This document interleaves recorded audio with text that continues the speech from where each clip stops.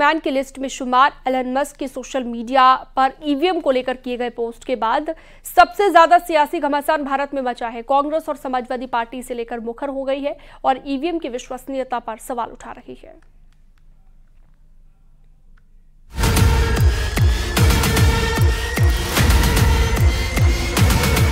America में EVM के खिलाफ एलन मस्क के ट्वीट पर शुरू हुआ नया विवाद अब सियासी घमासान बन चुका है।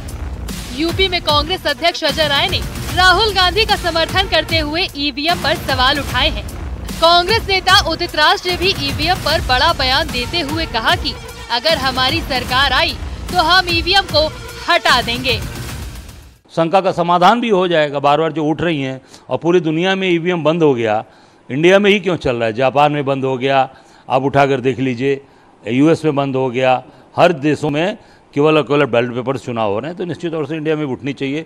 और ये इतने बड़े बड़े लोग, इतने विद्वान लोग अगर ये बात कह रहे हैं तो मुझे लगता है कि कहीं ना कहीं चीज़ें इसमें कहीं गड़बड़ियाँ हैं और इसको बिल्कुल इसको संज्ञान में लेकर, हमारे नेता ने भी बोला, लगातार बोल रहे हैं, इस पर निश्चित तौर से लोगों को कार्रवाई करनी चाहिए। और ईवीएम का जो नंबर है 17C से मैच नहीं कर रहा है, कोई कार्रवाई होती कहाँ है? इलेक्शन कमीशन जो प्राइम मिनिस्टर गठित करते हैं तो उससे क्या उम्मीद है किसी को? और जब हमारी सरकार आएगी तो हम ईवीएम को स्क्रैप करेंगे, हटाएंगे। ईवीएम पर राहुल गांधी और अखिलेश के सवाल उठाने के बाद बीजेपी ने इस पर पलटवार किया है। बीजेपी नेता राजीव चंद्रशेखर ने कहा कि देश में ईवीएम को हैक करना नामुमकिन है।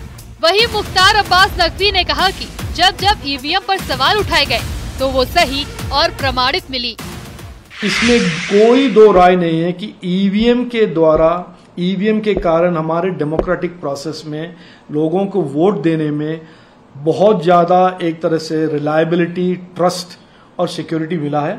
इसमें दो कोई राय नहीं है। राहुल गांधी जो भी कहे, अखिलेश यादव जो भी कहे, कपिल सिब्बल जी जो भी कहे, इसमें सुप्रीम कोर्ट ने भी कह दिया है।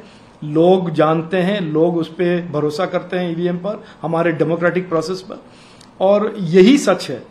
लेकिन उस सच को झूठ में बदलना, झूठ बोल के इस सच को कुछ और बनाना, ये कांग्रेस का एक स्ट्रैटेजी है। वो करते रहेंगे, लोग उनको रिजेक्ट करते रहेंगे। उसके बाद पता नहीं कहाँ से इंटरनेशनल सुपारी किलर्स आ गए हैं ईवीएम को लेकर के कि ईवीएम जो है वो खतरनाक है, फला है, दिमाग है। देखिए, ईवीएम को ना तो भगवान बनाना चाहिए और ना ईवीएम को शैतान बनाना चाहिए।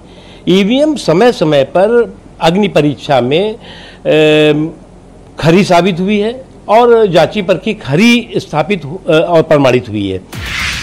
दरअसल सोशल मीडिया प्लेटफॉर्म एक्स पर राहुल गांधी ने पोस्ट किया जिसमें उन्होंने ईवीएम को ब्लैक बॉक्स बताते हुए चुनावी प्रक्रिया में पारदर्शिता पर सवाल उठाए।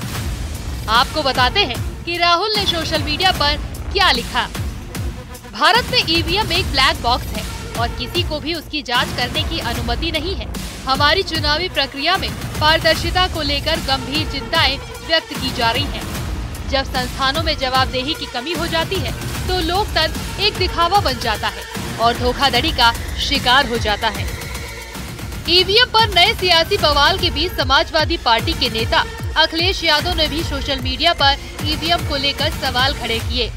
अखिलेश यादव ने लिखा, टेक्नोलॉजी समस्याओं को दूर करने के लिए होती है। अगर वही मुश्किलों की वजह बन जाए तो उसका इस्तेमाल बंद कर देना चाहिए। आज जब विश्व के कई चुनाव में ईवीएम को लेकर गड़बड़ी की आशंका जाहिर की जा रही है और दुनिया के जाने माने टेक्नोलॉजी एक्सपर्ट ईवीएम में हेराफेरी के खतरे को खुलेआम लिख रहे हैं, तो फिर ईवीएम के इस्तेमाल की जिद के पीछे की वजह क्या है, ये बात भाजपा ही साफ करे। ईवीएम को लेकर मचा घमासान। एक अखबार की रिपोर्ट के बाद से विवाद शुरू हुआ। रिपोर्ट में दावा किया गया था कि मुंबई उत्तर पश्चिम लोकसभा सीट से शिंदे गुट के कैंडिडेट रविंद्र वायकर के एक रिश्तेदार ने ईवीएम को मोबाइल से कनेक्ट कर लिया था। ऐसा काउंटिंग वाले दिन हुआ था जिसमें रविंद्र वायकर 48 वोटों के मामूली अंतर से ही चुनाव जीते थे। वहीं जब इस मामले ने तूल पकड़ा तो चुनाव आयोग ने इस पर सफाई दी है और कहा है कि ओटीपी जैसा कोई सिस्टम ईवीएम में नहीं है। Bureau report, news 18।